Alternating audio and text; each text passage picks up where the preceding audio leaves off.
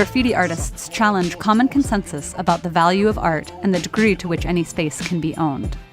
Whether spraying, scrawling, or scratching, graffiti brings these questions of ownership, art, and acceptability to the surface. Graffiti pops up boldly throughout our cities.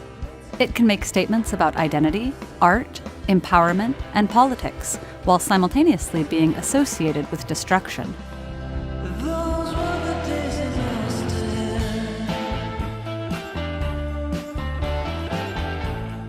Today in our society, there's a stigma that anything that's spray painted or airbrushed is automatically graffiti.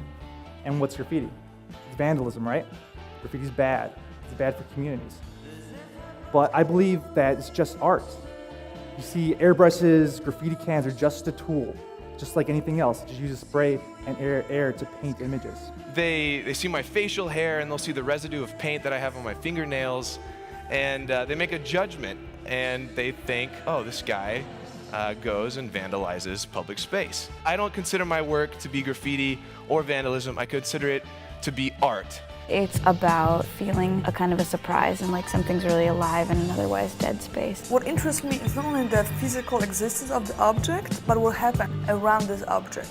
I like being called street artist. I like to exploring the street as the additional canvas to my work in many different ways. We're showing that art can actually not just be graffiti, art can not just be vandalism, but it could be a tool for mass communication, a tool to inspire and change and revolutionize an area.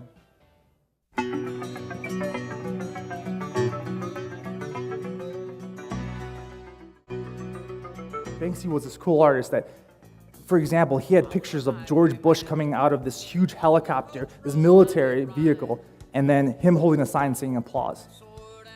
It's ridiculous, isn't it? But we forget as a society that those ideas are ridiculous. Art lets us remember that.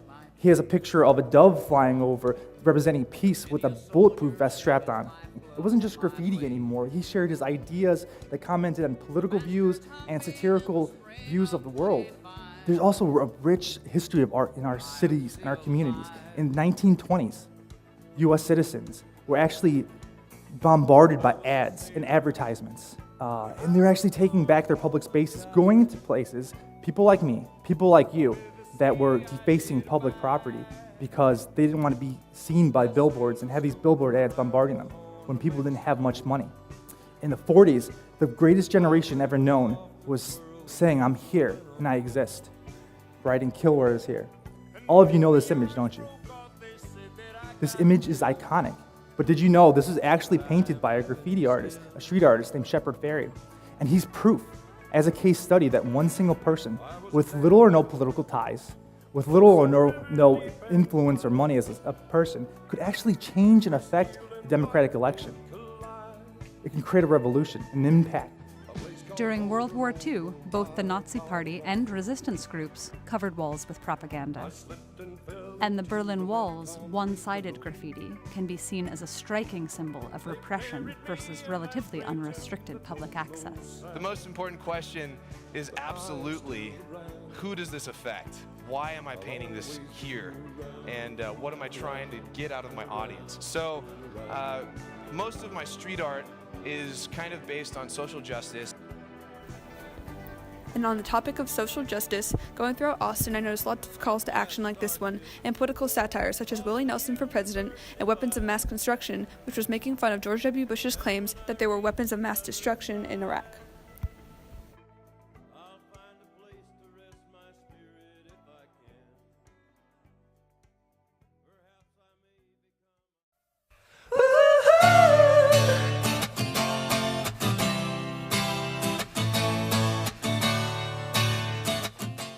A city without graffiti, it's a city without soul. There is this special culture for street art in Austin.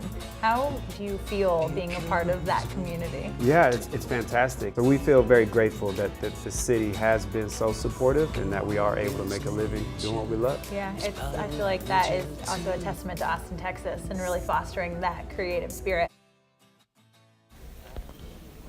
Street art in Austin is as prominent as the live music. The culture revolves around it, and it is apparent in the street art.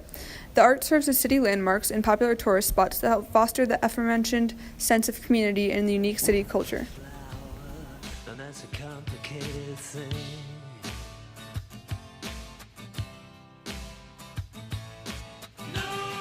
It was a beautiful thing to witness that one medium could then inspire another. Because mums are out, dads are out, families are out, neighbours are beginning to interact, where sometimes people were too scared to knock on the door. Art became a bridge for that to take place, and it was a beautiful thing. People started talking about colours, reminding them of something from their childhood. You know, imagery began to reflect something from their journey, from their story, and stories began to be shared. The benefit of public art isn't conscious or literal, it's something that's more unconscious. And what it does is it raises the energy of a community. It asks you whether you want to be part of this community, whether this represents you or how you feel about the community. And also, art is an influencer.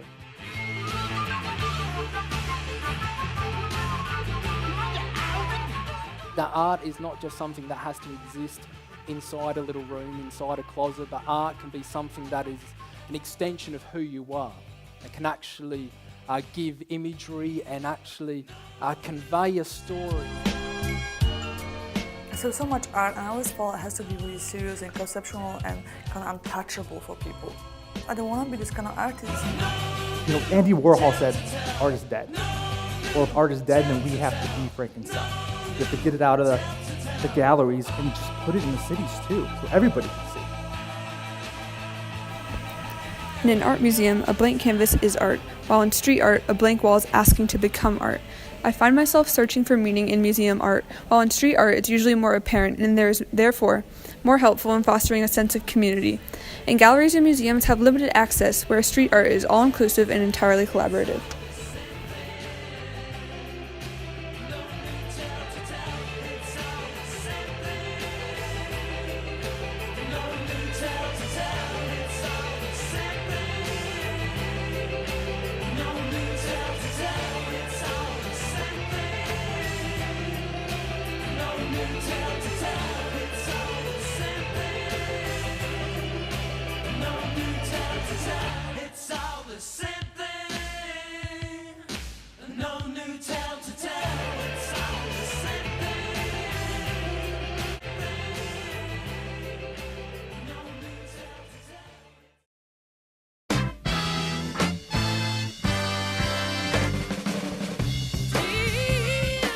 The purpose of my art would be to connect to an audience, to brighten their day, to make an impact, and just make them think about life, and hopefully when they leave, look at that piece, they do feel encouraged, and hopefully make them better in some way. The adventure, it's about getting in there, it's about doing it. Construct a space for a certain kind of connection, for a certain kind of wonder, and for a certain kind of unlikeliness, and for just things that you think that there isn't room for or time for in the life that we're living.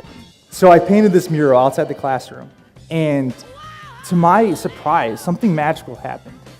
Kids liked it, students liked it, teachers liked it, they talked about it. Kids would say, fellow classmates would be like, hey, I like walking down this way, that hallway, because I passed your mural and it makes me happy. From a perspective of a kid, it wasn't just graffiti or vandalism, it was something that made them happy. It was something that made them feel good about themselves. That they actually did studies too in schools. They started cleaning up broken windows and glass, they started painting on the walls, and it actually affected the way the students cared about the place they were from. That they started appreciating it more. They had higher attendance rates and things like that. And actually students not only liked it for being a pretty picture, but they did something else. Guess what? Next class. They started painting their own murals. They consciously started doing things in the community, believe it or not, that weren't just boring community service. They were just doing something fun, and they're engaging in learning art. Art can change the way we view education. Art can change the way that we view cities and the impact of society. This is a beautiful world, and art makes it just a little more beautiful.